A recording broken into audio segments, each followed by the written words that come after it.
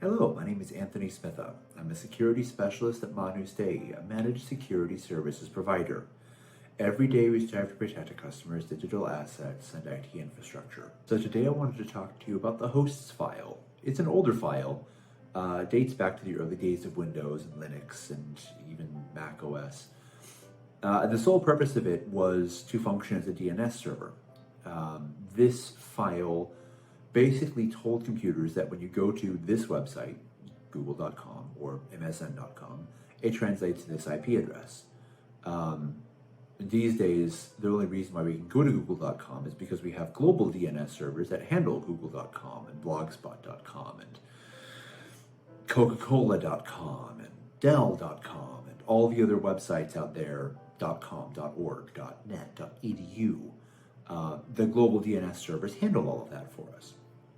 Now on your home computer, what happens is that your home computer nowadays looks to your router has DNS settings on it and knows to take all of your website traffic and filter it out, and then the outside will handle all of that. Before that structure was set up, the host file came into play, back when the internet was just IP addresses. The host file would say, oh, google.com takes you to this IP address. And if that IP address ever changed, you would have to go in and edit your host file and change the IP address in the host file so that on the outside you could reach the website you're trying to reach. And that's what the host file did. You can still actually get your host file corrupted by something. So something malicious walks into your computer and takes over your host file and starts redirecting all of your traffic to itself.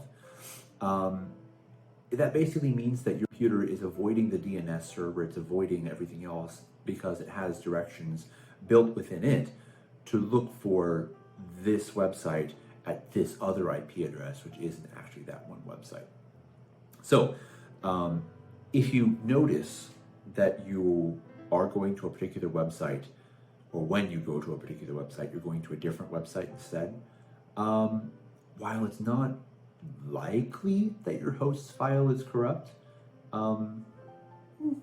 it's worth taking a look at it just to see what happens. And if you find that your host file is corrupt, in other words, if you see a lot of entries in your host file, if you see that to be the case, it wouldn't hurt to run a full scan on your computer,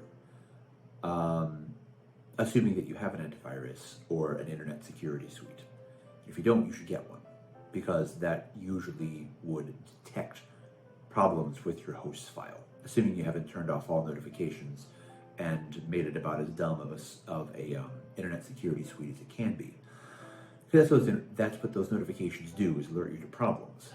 So, multiple things to think about there. Right.